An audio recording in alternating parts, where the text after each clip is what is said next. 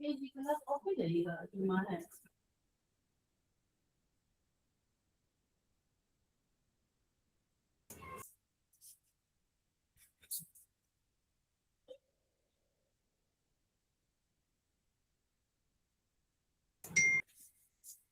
sir, I think we can go ahead.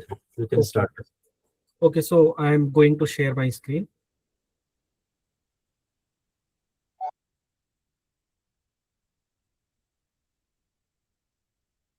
I think it's visible now. So we are going to have a master class on science and technology for Jamia RCA 2026 examination. हम सभी लोग जानते हैं कि time is very less in the exam. So the main target of this class is to hit the bullseye. So the target is basically to hit the bullseye. Remember these words. During my entire class, remember these words.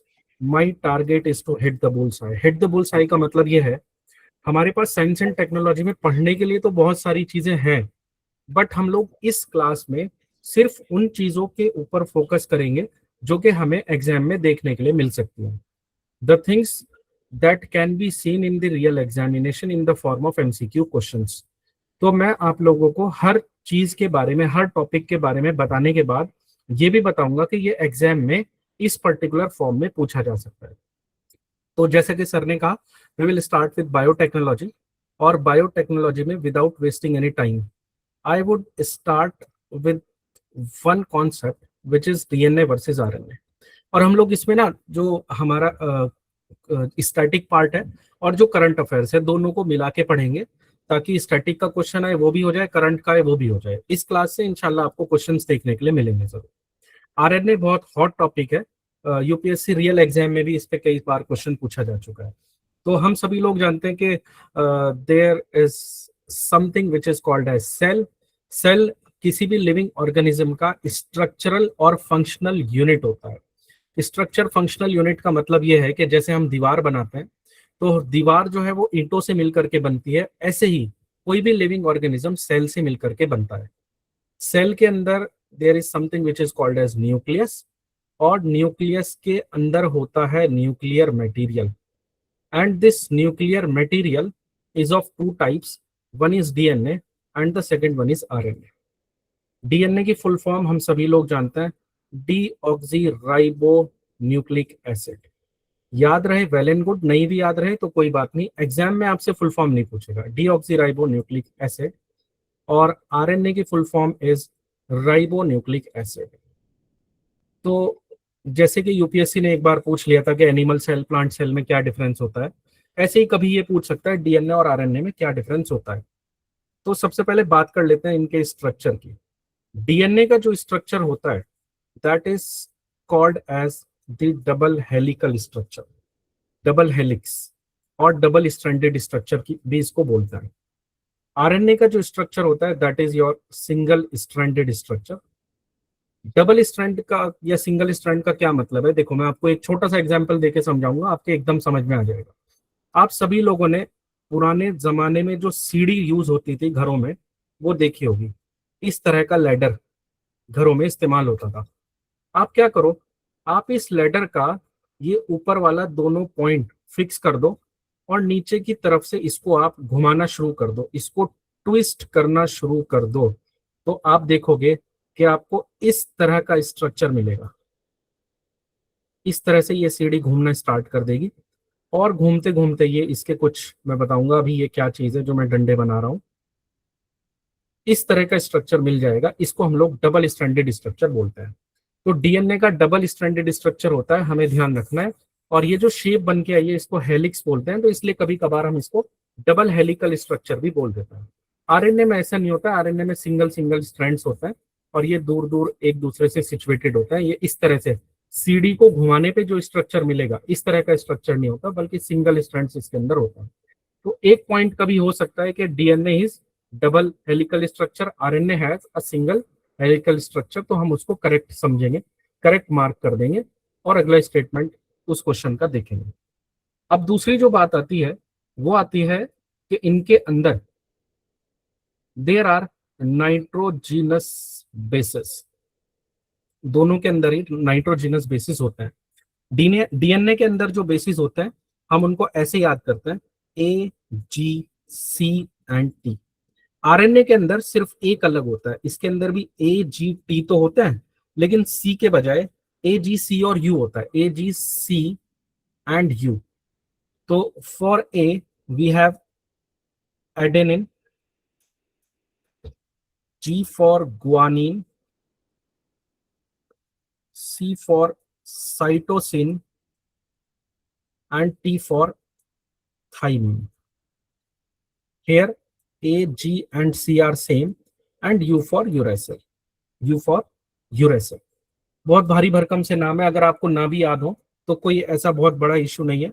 UPSC या जो भी question बनाने वाला है वो सिर्फ एक बात आपसे जानना चाहता है कि नाइट्रोजीनस बेसिस में डीएनए और आरएनए में सिर्फ एक डिफरेंस होता है, वो ये कि आरएनए के अंदर ये थाइमीन के बजाय यूरेसिल होता है, आरएनए में थाइमीन नहीं होता है, आरएनए में यूरेसिल होता है।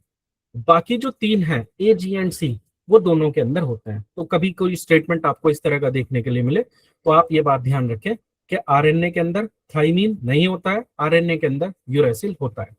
नाउ द नेक्स्ट डिफरेंस, एक छोटी सी बात यह है कि जो आपका डीएनए होता है that is more stable structurally, functionally, it is more stable, this is more stable. और ये स्टेबल होता है ड्यू टू इट्स शुगर। जो शुगर इसके अंदर यूज होती है that is deoxyribose sugar. Deoxyribose sugar की वजह से डीएनए ज्यादा स्टेबल होता है। आरएनए के अंदर ये ribo nucleic acid, ribo sugar use होती है, जिसकी वजह से ये लेस स्टेबल होता है। So DNA is more stable, we must remember that DNA is more stable, RNA is less stable. उसके बाद अगर हम फंक्शंस की बात करें, दोनों के क्या क्या फंक्शंस हैं, तो जो आपका डीएनए है it basically stores genetic information. Genetic information, genetic information का मतलब यह है कि कोई भी ऑर्गेनिज्म किस तरह का होगा, है ना। जैसे ह्यूमंस की बात करें तो उनका आई का क्या कलर होगा, हेयर का कलर क्या होगा, हाइट कितनी होगी, किस एज पे कौन सी बीमारी होगी, इस तरह की जितनी भी इंफॉर्मेशन है वो सब की सब कहाँ स्टोर होती है, डीएनए के अंदर स्टोर होती है। अगर हम आरएनए की बात करें कि आरएनए क्या फंक्शन करता है, तो RNA basically transfers, it basically transfers and it expresses this genetic information, it expresses genetic information।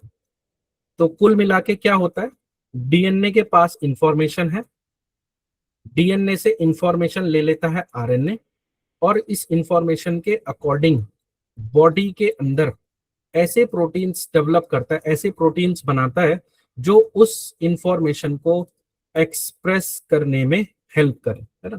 तो एक्सप्रेस कैरेक्टरिस्टिक्स, जैसे कि मैंने अभी आपको बताया कि आई कलर। तो आरएनए डीएनए से इंफॉर्मेशन लेता है, प्रोटीन्स बनाता है और उसके बाद उन पर्टिकुलर कैरेक्टरिस्टिक्स को एक्सप्रेस कर देता है ठीक है। अब उसके बाद अगर बात करें तो एक क्वेश्चन जो मुझे लगता है कि कभी भी पूछा जा सकता है वो ये है कि आरएनए कुछ टाइप्स का होता है। हमने यूपीएससी में भी इस टाइप के क्वेश्चन देखे।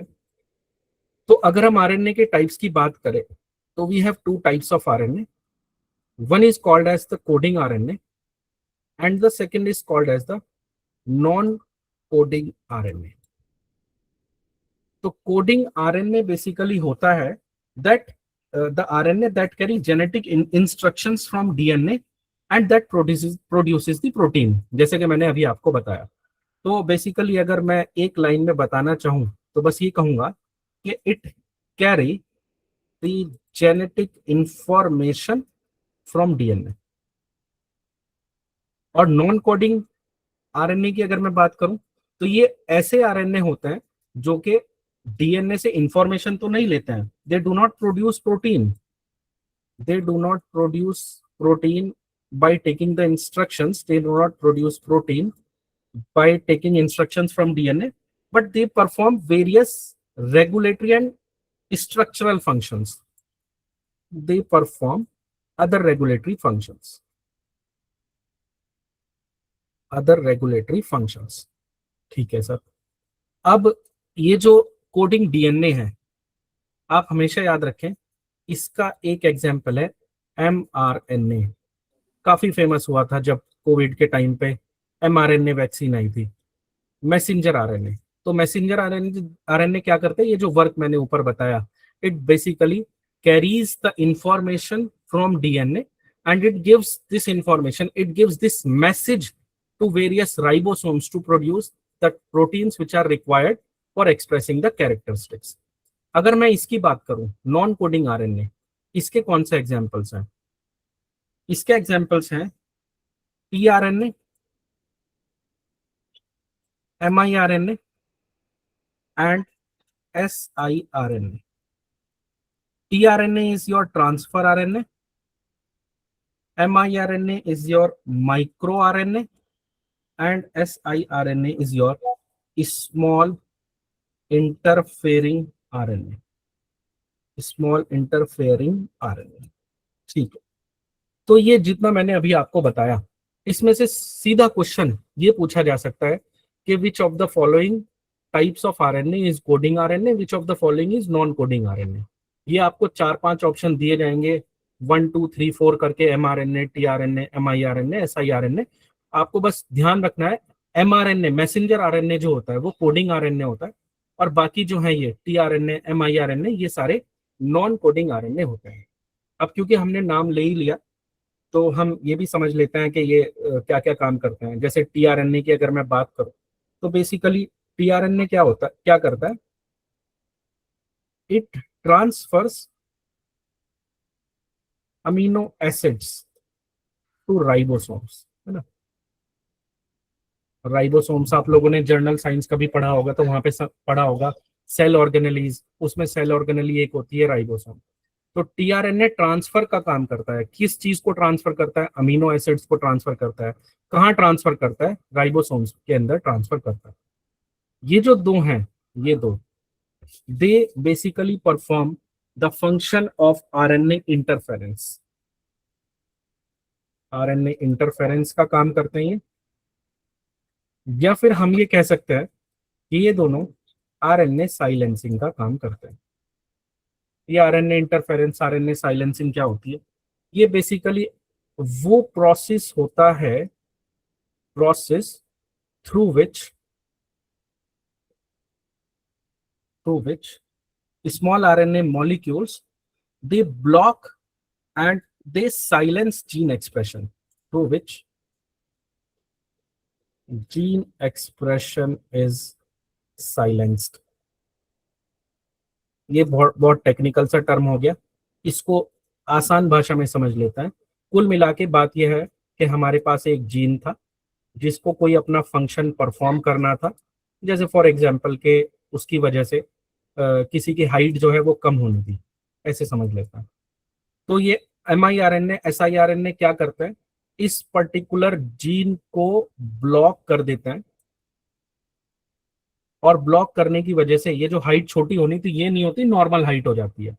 This process is called as RNA interference. RNA के द्वारा किया गया इंटरफेरेंस, आरएनए साइलेंसिंग। आरएनए ने जीन को ब्लॉक कर दिया या फिर आरएनए ने जीन को साइलेंस कर दिया। ठीक है, आई होप आपकी समझ में आ रहा होगा। थोड़ा सा एक बार मैं रिकॉल करा देता हूँ क्या क्या हमने पढ़ा। हमने डीएनए वर्सेस आरएनए से अपनी बात शुरू की। स्ट्रक्चर की बात करें, डीएनए का डबल हेलिकल स्ट्रक्चर होता है, आरएनए का सिंगल होता है।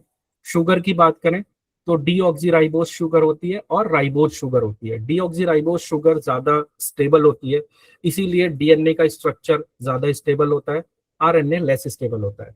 बेसिस की बात करें तो ध्यान रखना है AGCT, ये डीएनए के बेसिस हैं।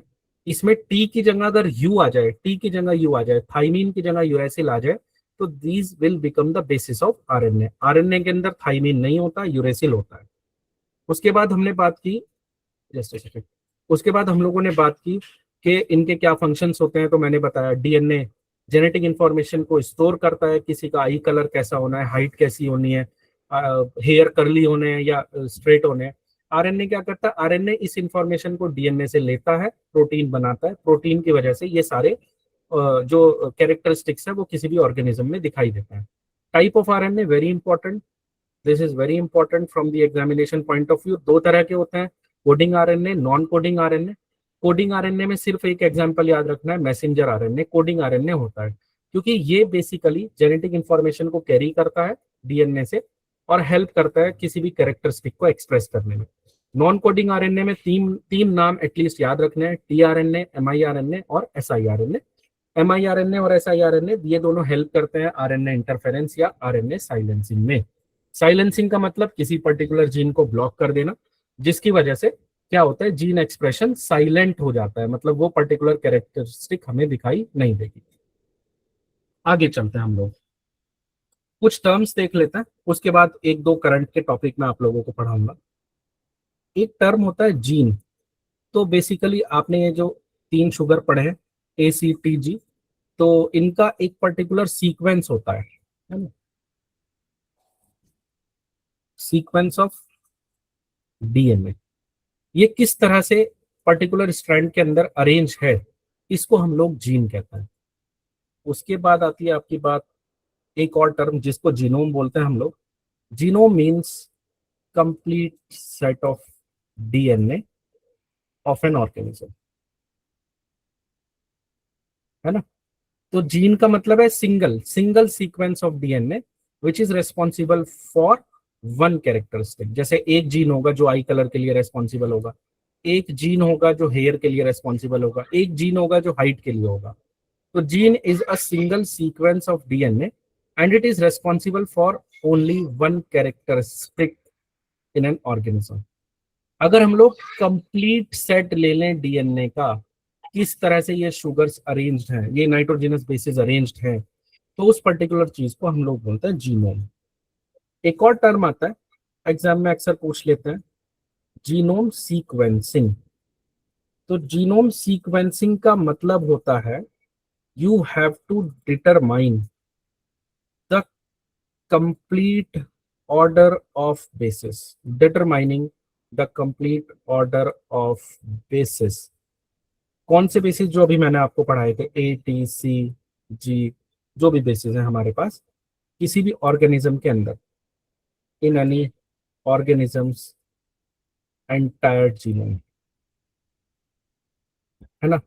तो जीनोम सीक्वेंसिंग का क्या मतलब होता है, आपके पास जीनोम है, पूरा सेट ऑफ डीएनए है किसी भी ऑर्गेनिज्म का।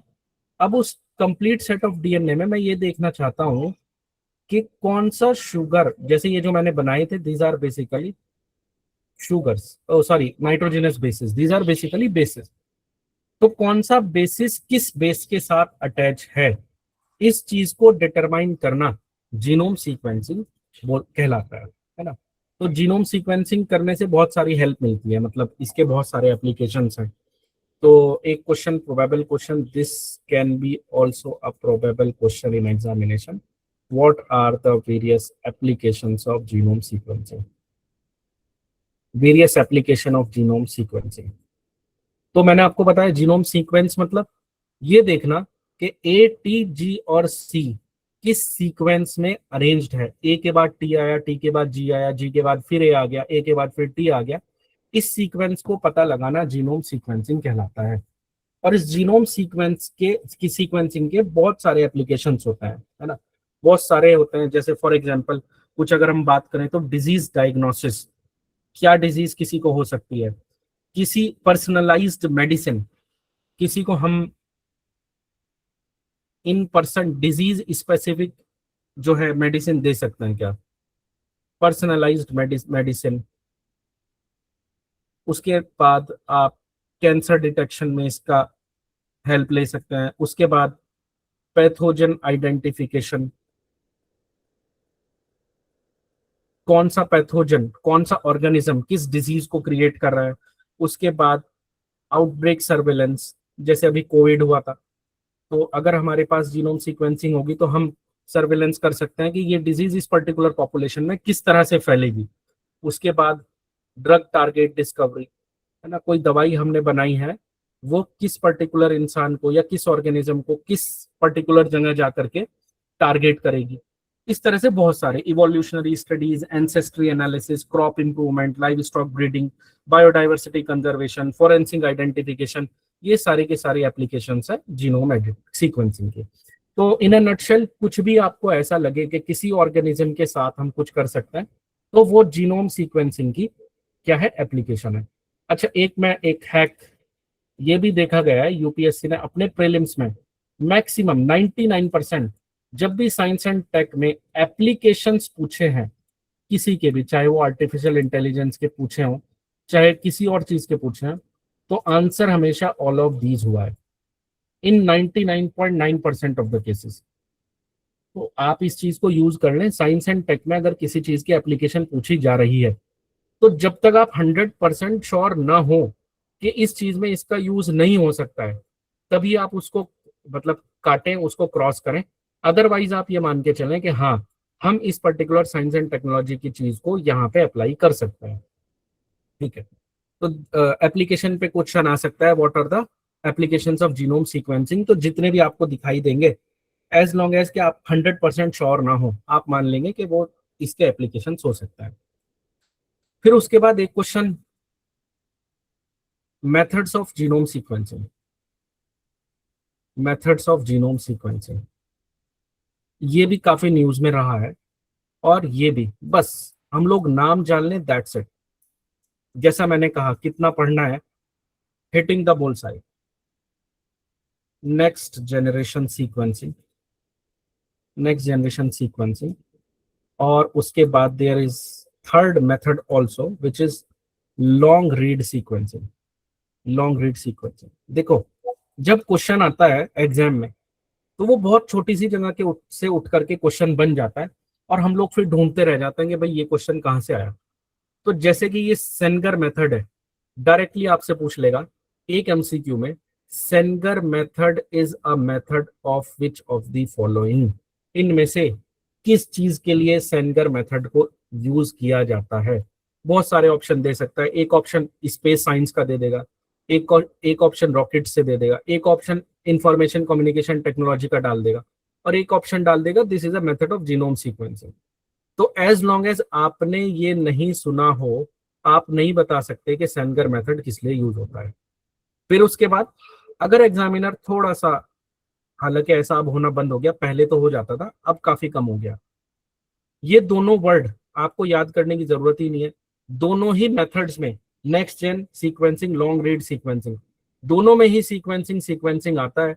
तो इतना तो पता चल जाएगा कि ये जीनोम सीक्वेंसिंग के लिए यूज होता है। हाँ, अगर शार्प एग्जामिनर होगा तो वो क्या करेगा, चारों के चारों ऑप्शन जो भी आपको देगा, जैसे जीनोम सीक्वेंसिंग है, ऐसे ही चारों ऑप्शन में सीक्वेंसिंग डाल के दे देगा। तो फिर दोबारा से हम कंफ्यूज हो जाएंगे, हम देखते रहेंगे ये कौन सा मेथड है। तो इसलिए इन अ नटशेल हम लोग बस इतना ध्यान रखेंगे, जीनोम सीक्वेंसिंग, जीनोम सीक्वेंसिंग मतलब ए के बाद जी आ रहा है, जी के बाद टी आ रहा है, टी के बाद यू आ रहा है, यू के बाद ए आ रहा है, सी आ, इस सीक्वेंस को पता करना is called as genome sequencing. इसको पता करने के तीन मेथड हैं, Sanger method, next gen sequencing और long read sequencing. These three are methods of genome sequencing. आगे चलते हैं हम लोग, एक करंट अफेयर्स का टॉपिक है, इसी से रिलेटेड है, और न्यूज में रहा काफी, आपको एग्जाम में देखने के लिए मिल सकता है। That is jumping gene. What is meant by jumping genes, और इनका एक और दूसरा नाम होता है transposons. Transposons, I hope my handwriting is legible, but still if you guys have some problem, I will share these PPTs, ये lecture notes में share कर दूंगा, you can go through them once again before your examination। तो jumping जिंग और ट्रांसपोजोन ये काफी जो है न्यूज में रहा। ये होता क्या है, these are basically the DNA sequences that can move from one location to another location within the genome. तो ऐसे जीन जो डीएनए के अंदर ही, डीएनए के अंदर या जीनोम के अंदर, है ना, genome is complete set of DNA, they can basically move from one location to another location inside genome. इस तरह के जीन्स को हम लोग ट्रांसपोसोन्स बोलते हैं। और आप लोग जान के हैरान होंगे, ये basically nearly 50% of genome is transposons, है ना। तो मतलब यह है कहने का कि जीनोम के अंदर 50% जीन ऐसे हैं जो एक जगह से दूसरी जगह मूव करते रहते हैं, और इन्हीं को हम लोग जंपिंग जीन्स या फिर ट्रांसपोसोन्स बोलते हैं। ये इनकी वजह से होता क्या है, they basically disrupt genes. They basically disrupt genes and they create genetic variations. And they create genetic variations. है ना, मतलब इन जंपिंग जीन्स की वजह से ही एक ऑर्गेनिज्म के पूरे लाइफ टाइम में अलग अलग जो उसके कैरेक्टरिस्टिक्स हैं वो एक्सप्रेस होते रहते हैं। करंट अफेयर्स में इसलिए रहा है क्योंकि अभी अभी हुआ क्या, बहुत छोटी सी बात है करंट की। ICAR, Indian Council of Agriculture Research, it basically patented TNBP. TNBP is transposon associated proteins. TNBP based genome editing.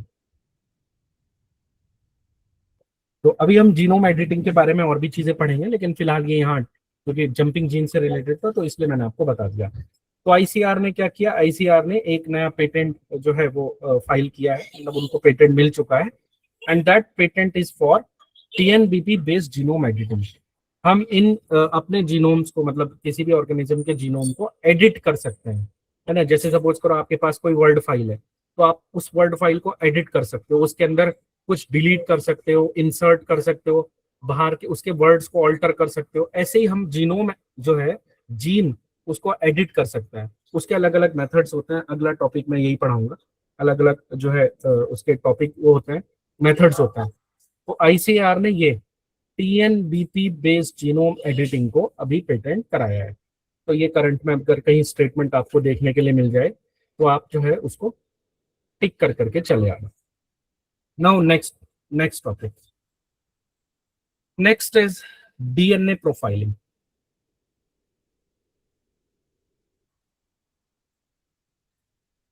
DNA profiling. What is DNA profiling? DNA profiling is basically a technique which is used to identify individuals based on unique patterns in their DNA. So this is basically a technique of identifying individuals. And how do we identify these individuals? Because of the unique patterns in their DNA, है ना।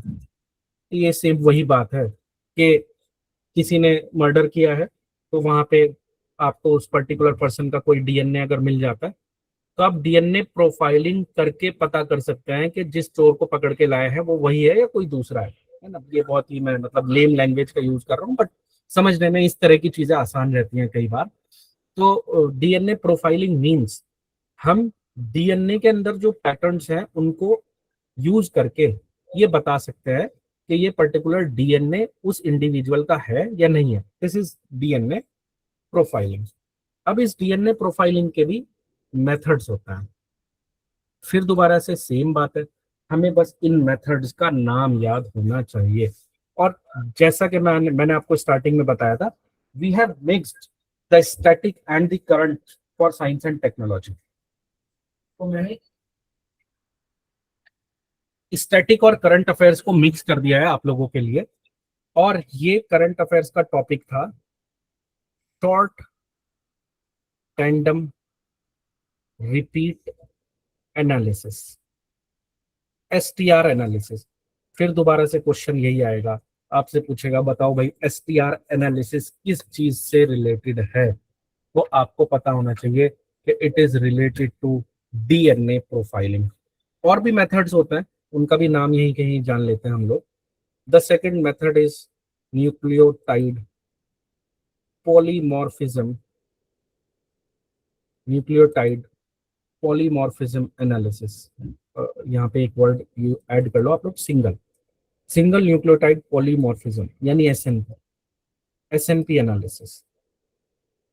और उसके बाद आपका mitochondrial DNA से भी इसको जो है हम लोग कर सकते हैं, माइटोकॉन्ड्रियल डीएनए एनालिसिस।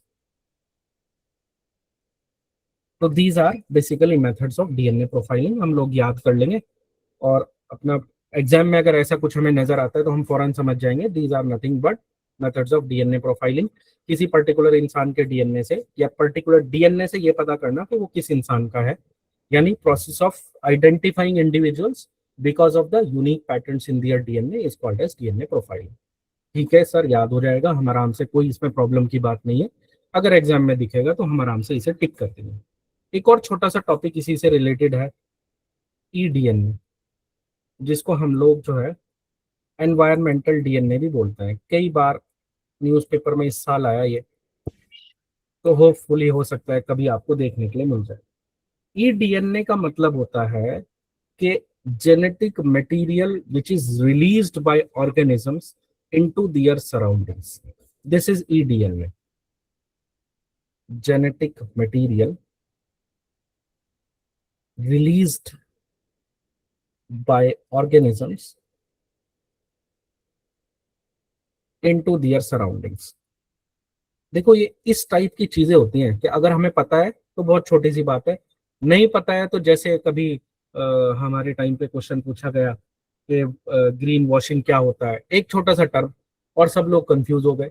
क्यों? क्योंकि जब सुना ही नहीं तो कैसे उसको बता देंगे वो क्या होता है। ऐसे ही एनवायरमेंटल डीएनए आपने जान लिया, एक छोटी सी बात है, कभी भी एमसीक्यू आएगा आप आराम से टिक करके चले आओगे। तो बहुत सारे ऑर्गेनिजम्स या जितने भी ऑर्गेनिजम्स हैं सभी अपने आसपास में आसपास के एनवायरनमेंट में कोई जेनेटिक मटेरियल्स रिलीज करते हैं, जैसे कि सपोज करो हेयर्स रिलीज करते हैं, अगर प्लांट्स की बात करें तो प्लांट पॉलन रिलीज करता है।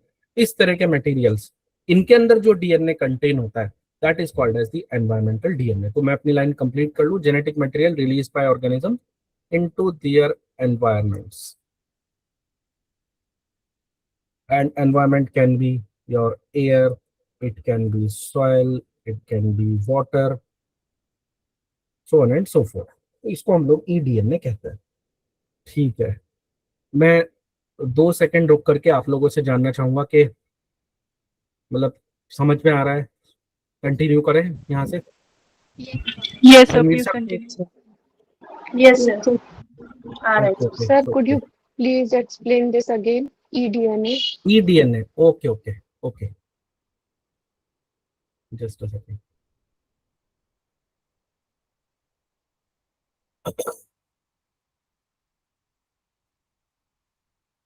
ओके ओके,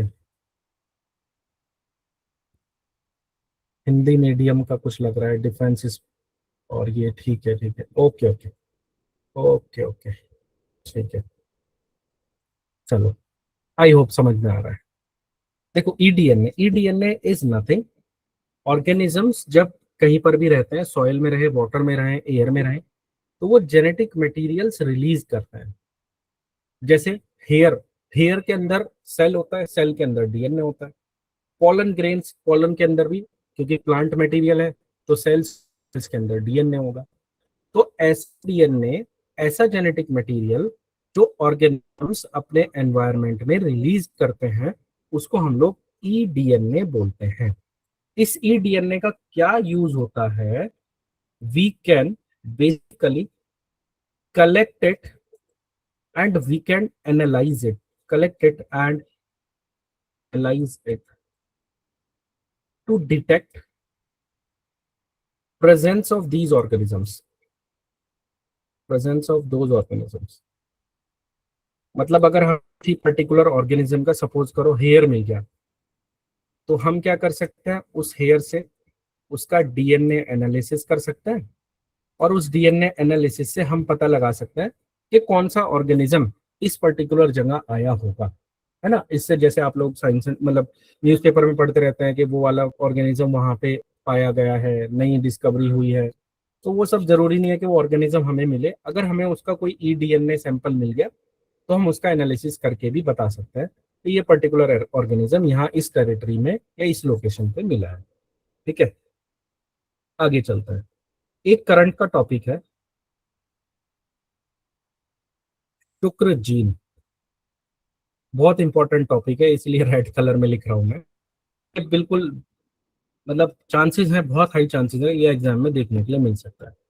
तो बेसिकली क्या हुआ, सीएसआईआर का एक सेंटर है which is centre for cellular and molecular biology. Molecular biology, इसका हेडक्वार्टर हैदराबाद में। इन्होंने क्या किया है, have discovered this gene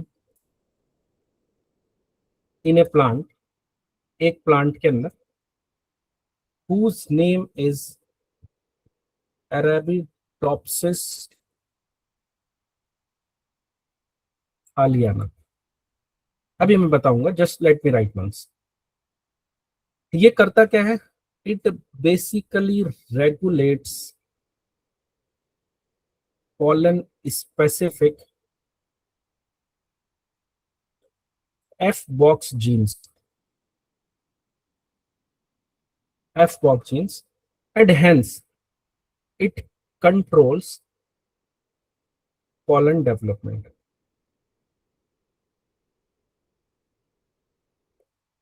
क्योंकि मुझे अभी मैंने एक मैसेज देखा कि कुछ हिंदी मीडियम, तो देखो भाई पॉलन क्या होता है। Pollen is basically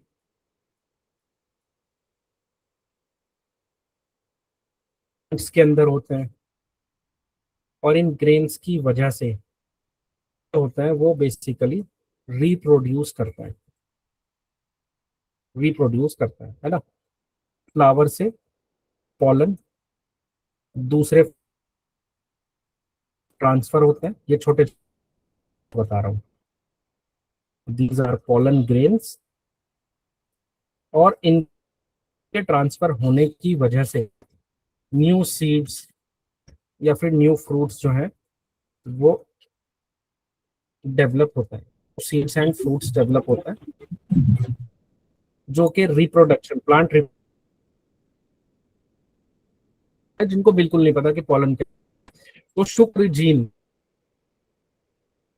centre for cellular, नाम याद रखिए। कोई So your voice is disrupting in between. is disrupting।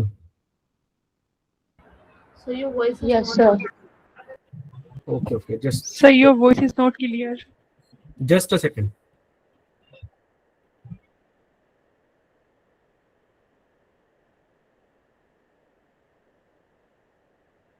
Connection तो ठीक है मेरा, ऐसी कोई बात नहीं। Just check once again, it is better or not. Yes, sir. Yes, sir. Drop thumbs up, some people में please kindly drop thumbs up, जिससे मुझे पता चल जाए कि हाँ class is going on well. कुछ लोग थम्स अप ड्रॉप कर ले, मुझे समझ में आ जाएगा कि अच्छा हाँ सब कुछ ठीक चल रहा है, बच्चों को समझ आ रहा है। Very good, very good. Okay, fine, thank you so much. तो should we continue? Yes, sir. Yes, sir. Continuous. जी sir. Okay, let me continue.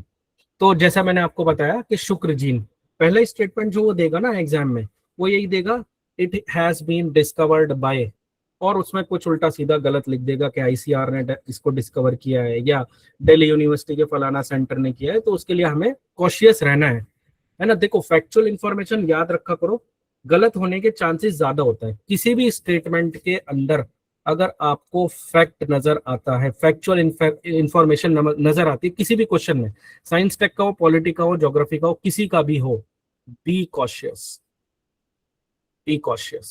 उस इंफॉर्मेशन के रॉन्ग होने के चांसेस हैं, हाई चांसेस हैं।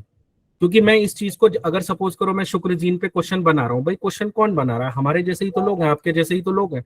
मैं आपसे कहूं कि एक क्वेश्चन बना दो शुक्र जीन पे, तो पहला स्टेटमेंट आप अगर गलत डालना चाहोगे तो आपके पास यही एक ऑप्शन है कि जिसने इसको डिस्कवर किया है उस बॉडी का नाम उसमें गलत डाल दो। ठीक है, तो हम इसके लिए वी विल बी कॉशियस और हम याद रखेंगे Shukra gene has been discovered by CSIR, centre for cellular and molecular biology. काम क्या करता है ये एफ बॉक्स जीन्स, ये जो दूसरा नाम है ये भी हम याद रखेंगे, इसको रेगुलेट करता है।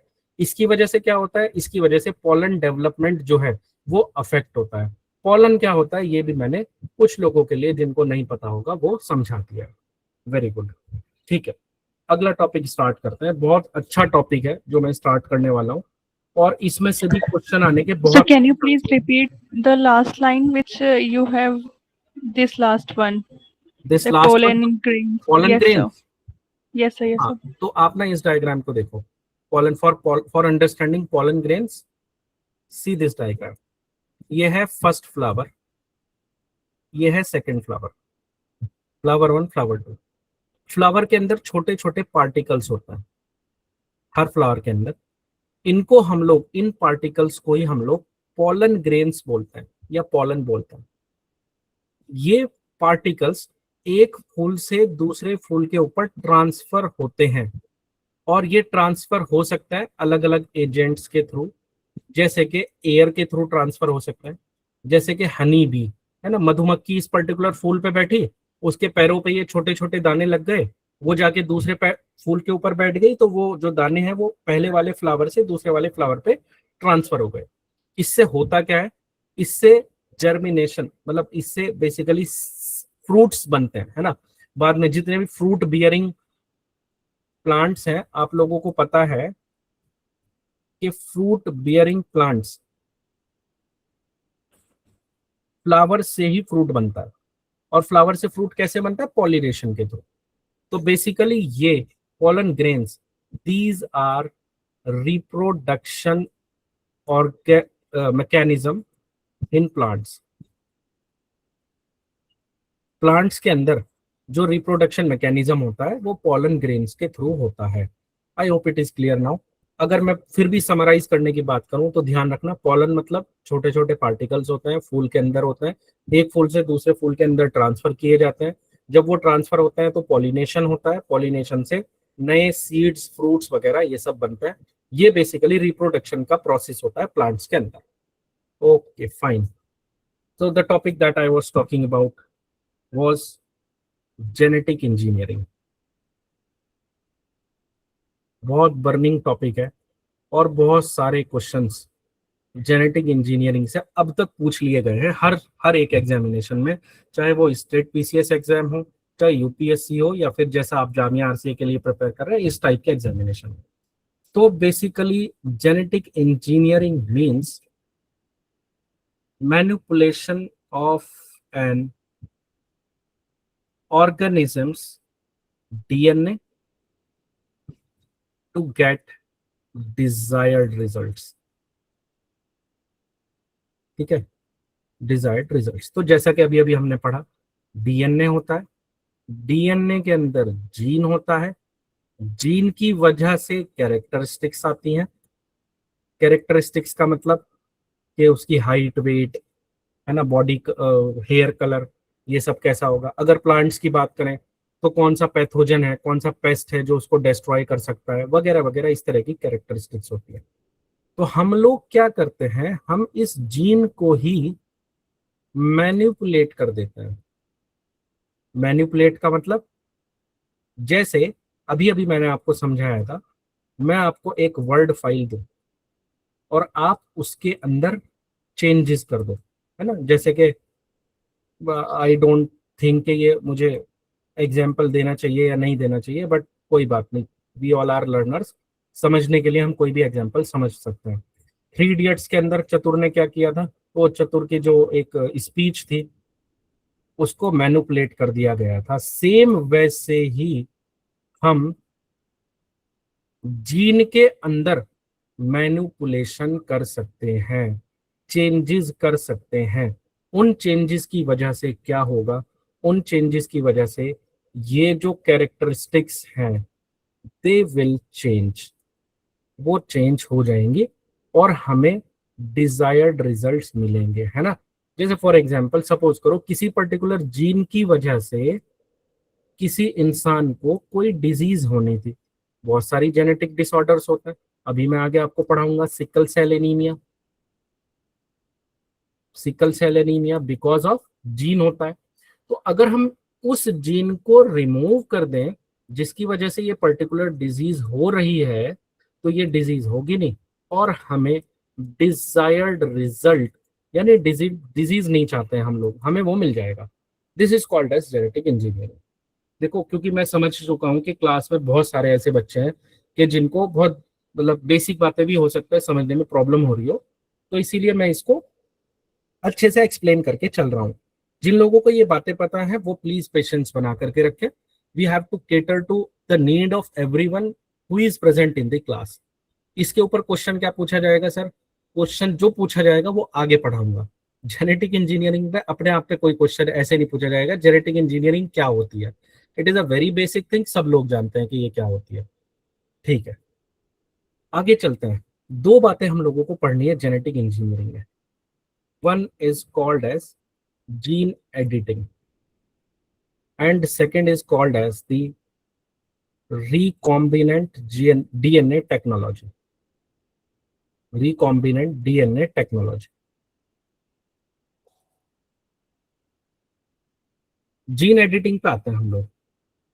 जीन एडिटिंग का मतलब simple, edit a particular gene.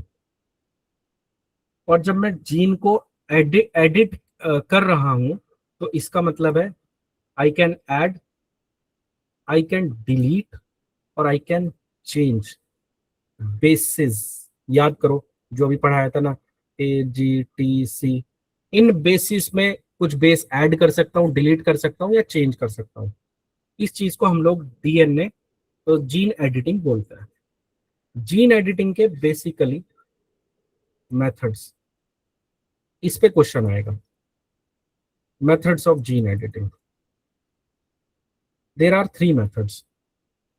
First is zinc finger nucleus, ZFN. Second is TALEM, TALEM. And the third one, very burning, CRISPR-Cas9. इस पे नोबेल भी मिल चुका है 2020 में और इस पे बहुत क्वेश्चन पूछे जा चुके हैं CRISPR-Cas9 पे। अब हो सकता है ZFN पे या TALEM पे कोई क्वेश्चन बन जाए। एक लाइन में सिर्फ समझेंगे। पहले तो यही क्वेश्चन बनेगा, देखो जिंक फिंगर न्यूक्लियस ये किस चीज से रिलेटेड है। First question is this, simple question तो पता होना चाहिए। This is a method of gene editing. Gene को एडिट करने का एक तरीका है। जीन एडिट मतलब जो मैं ACGT इनका ये सीक्वेंस बता रहा था कि A के बाद G आता है, G के बाद T आता है, इसमें हम कुछ ऐड कर सकते हैं, कुछ डिलीट कर सकते हैं या कुछ चेंज कर सकते हैं क्या। तो इसमें होता क्या है बेसिकली, तो हम लोग क्या करते हैं, हम we design a protein, we design a protein that basically recognize a specific DNA sequence and it cuts it, है ना। जब मैं बात कर रहा हूं ना methods of gene editing, these are more specifically methods of cutting DNA, है ना। एडिट करने के लिए आपको क्या करना पड़ेगा, DNA को कट करना पड़ेगा। तो उनको कट करने के ये तरीके हैं। टेलम की अगर मैं बात करूं, TALEN is also similar to ZFN but it is easier and it is more precise. CRISPR-Cas9 की बात करूं, these are basically molecular scissors and they basically cut DNA at targeted locations. ठीक है, जस्ट अ सेकेंड, आपको अभी बिल्कुल पूरी कहानी समझ में आ जाएगी। सपोज करो ये डीएनए है और ये नाइट्रोजिनस बेसिस एक दूसरे के साथ अटैच है। अब डीएनए का इतना जो पार्ट है, this is a particular gene suppose, और मैं क्या करना चाहता हूं, मैं इस पार्ट को कट करना चाहता हूं, इसको कट करके हटाना चाहता हूं, और यहाँ पे फिर मुझे कट करना है, नया लगाना है, नहीं लगाना है, that is a different thing, but the task is to cut this part of DNA. इस डीएनए को कट करने के 3 मेथड्स हैं, 3 मेथड्स ऑफ कटिंग डीएनए, और उन तीनों के नाम मैंने आपके सामने लिख दिए। ZFN, इसमें एक प्रोटीन यूज होता है। प्रोटीन सबसे पहले पूरे डीएनए में इस पर्टिकुलर पार्ट को रिकॉग्नाइज करेगा, पहचान लेगा कि अच्छा हाँ ये वही पार्ट है जो हम हटाना चाहते हैं, और उसके बाद उसको यहाँ से कट कर देगा। टेलम ZFN जैसा ही होता है, बट याद रखना it is easier and it is more precise. Precise का मतलब कि ये एग्जैक्टली वहीं से कट करेगा जहां से हम करवाना चाहते हैं, ये इसको आगे पीछे नहीं करेगा। CRISPR-Cas9, इसको मॉलिक्यूलर सीजर बोला जाता है। इसके अंदर क्या होता है, हम मॉलिक्यूल्स इंसर्ट करते हैं, ऐसे मॉलिक्यूल्स बॉडी में इंसर्ट करते हैं जो इसको पहचान के काटने का काम कर लेता है। ठीक है सर, अब देखो मैं बिल्कुल बहुत फ्रैंकली ये बात कहूंगा, ना तो आप लोगों को बायोटेक्नोलॉजिस्ट बनना है, ना ही मुझे बनना है। हमारा मेन पर्पस है एग्जाम को क्वालिफाई करना, और एग्जाम क्वालिफाई करने का जो हैक है, बिगेस्ट हैक, वो ये है कि आपने चाहे 2 घंटे पढ़ाओ चाहे 2000 घंटे पढ़ाओ, आपके सामने जब 2 घंटे के एग्जामिनेशन में क्वेश्चन पेपर सामने आता है तो आप क्या करते हो? That is the biggest hack, कि आप वहां पे क्वेश्चन का आंसर टिक कैसे करते हो। तो बहुत सारे आप देखोगे ऐसे बच्चे हैं, बच्चे क्या, ऐसे सिविल सर्वेंट्स हैं जिनको बहुत ज्यादा नॉलेज नहीं है, but still they manage to qualify the examination, क्योंकि उन्होंने एग्जाम को एग्जाम के तरीके से पढ़ा है। अगर आप साइंस एंड टेक्नोलॉजी को ऐसे पढ़ना चाहते हो, बायोटेक्नोलॉजी को, कि जैसे कोई पर्टिकुलर फॉर एग्जांपल पीजी कर रहा है कोई बच्चा एमएससी बायोलॉजी का, तो आप एग्जाम नहीं निकल पाओगे। I am very sorry to say, आप एग्जाम नहीं निकाल पाओगे। आपको एग्जाम निकालना है तो you have to be specific, you have to memorise things, you have to identify कि इतने बड़े पूल ऑफ इंफॉर्मेशन में से कौन सी इंफॉर्मेशन मेरे काम की है और कैसे मुझे एग्जाम में उसे रिप्रोड्यूस करना है। तो मैं बस ये कह के अपनी बात खत्म करूंगा कि मैंने जेनेटिक इंजीनियरिंग की बात की, मतलब ऐसी इंजीनियरिंग जिसमें मैं जीन को चेंज करना चाहता हूँ, मैनिपुलेट करना चाहता हूँ, उसको हम लोग जेनेटिक इंजीनियरिंग बोलते हैं। इसके 2 पर्टिकुलर पिलर्स हैं, one is gene editing. Gene edit में हम क्या करते हैं, जो ये बेसिस हैं उनको ऐड, डिलीट या चेंज करते हैं। अगर मैं डीएनए को कट करना चाहता हूं तो उसके 3 मेथड हैं, ZFN, टेलम और CRISPR-Cas9। टेलम इजियर और प्रिसाइज है। ZFN के अंदर प्रोटीन होता है, प्रोटीन उस पर्टिकुलर पार्ट को रिकॉग्नाइज कर लेता है, डीएनए के उस पार्ट को रिकॉग्नाइज कर लेता है जिसे हमें कट करना है, और रिकॉग्नाइज करने के बाद कट कर देता है। CRISPR-Cas9 को मॉलिक्यूलर सीजर्स बोला जाता है, नोबेल 2020 मिला इसके लिए। और टेलम जैसे कि मैंने आपको बताया, इजियर एंड मोर प्रिसाइज। ठीक है सर, वेरी गुड, कोई बात नहीं, हमें बात समझ में आ गई है। एक और क्वेश्चन जो कि इस बार पूछा जा सकता है, इसी सेम टॉपिक से रिलेटेड है, वो है SDN। Just a second, let me remove it, eraser, just a second, be patient. हाँ, तो I was talking about site directed nucleus, SDN। यहाँ लिखेंगे इसको, SDN1, SDN2, SDN3। अभी जैसे ही मैं लिख दूंगा आपको बहुत अच्छे से समझ में आ जाएगा, don't worry, just give me a second.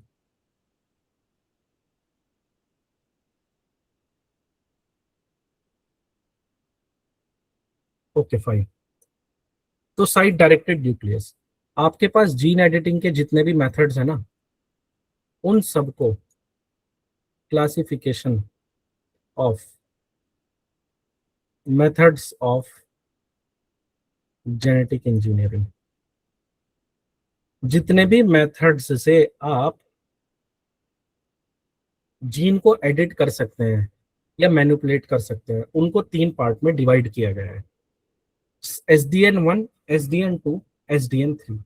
SDN1 में क्या होता है, देखो, you cut DNA and then, just a second, I'm getting a call.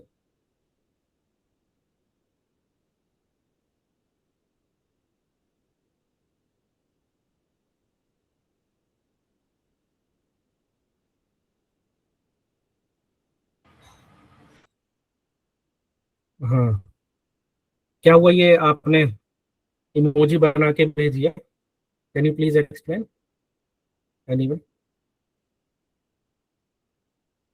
समझ में नहीं आ रहा क्या? Okay okay okay fine, I have to finish my class. I hope the class was very good, but still I have to finish it. कोई बात नहीं, अब ये SDN Sir? खत्म करते हैं। देखो, Sir, what is recombinant DNA technology? हाँ वो भी बताऊंगा मैं, कोई बात नहीं, पहले SDN खत्म Okay. कर लेते हैं। SDN खत्म कर लेते हैं। तो बेसिकली SDN1 में क्या करते हो आप लोग, you cut DNA and the error prone gene is deleted. Error prone जो जीन है आप उसको डिलीट कर देते हो, and no foreign DNA is introduced. No foreign DNA is introduced. SDN2 के अंदर आप क्या करते हो, आप DNA को कट करते हो और उसके बाद you just make small changes. SD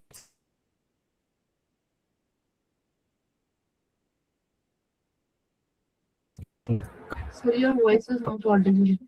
just it will be clear, just a second, just give me a second. You insert a foreign gene. तो जैसा कि मैंने बताया, SDN1 में DNA को कट करके ऐसे ही छोड़ दिया जाता है, कोई चेंज नहीं किया जाता। SDN2 में DNA को कट किया जाता है, छोटे मोटे चेंज कर दिया जाता है। SDN3 में DNA को कट कर दिया जाता है और वहां पे लाके दूसरा जीन अटैच कर दिया जाता है।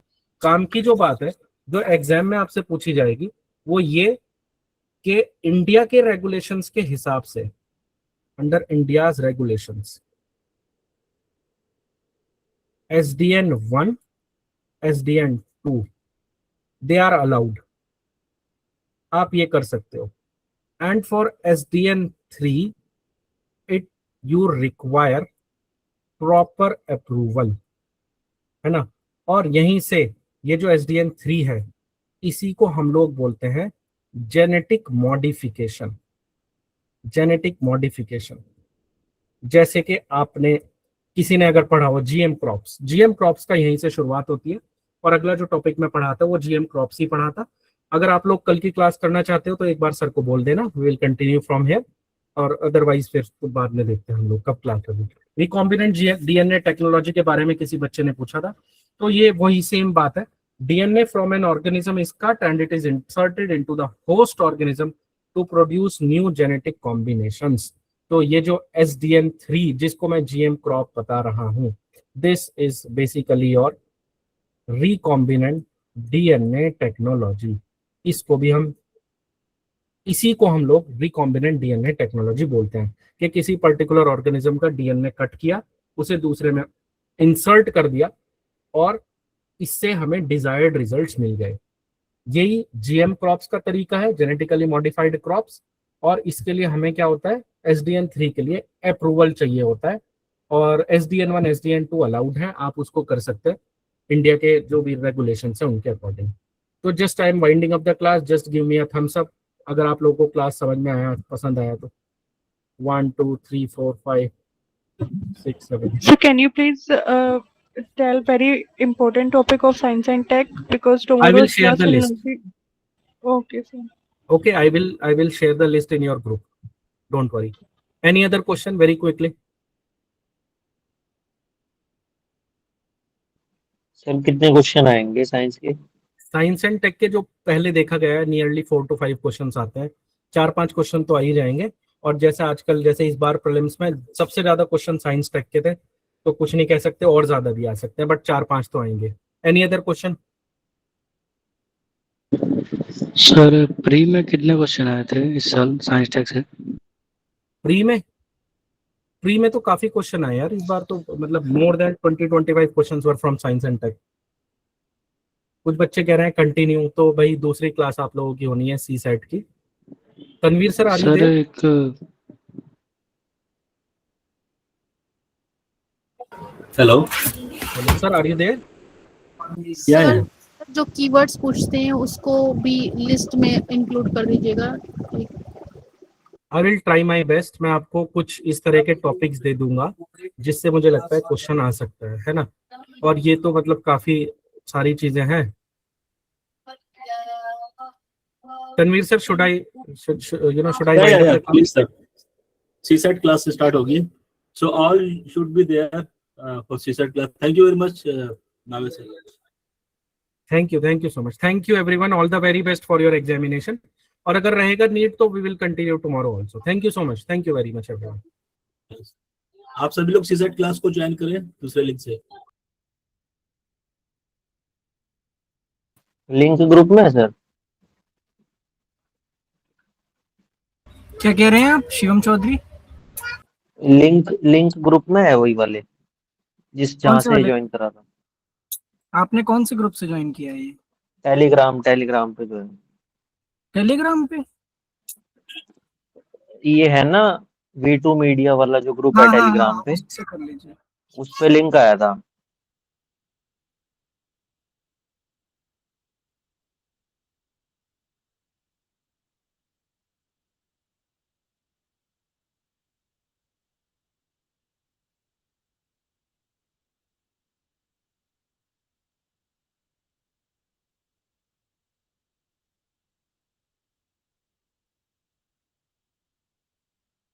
गाइस आप सब लीव कर दीजिए काइंडली।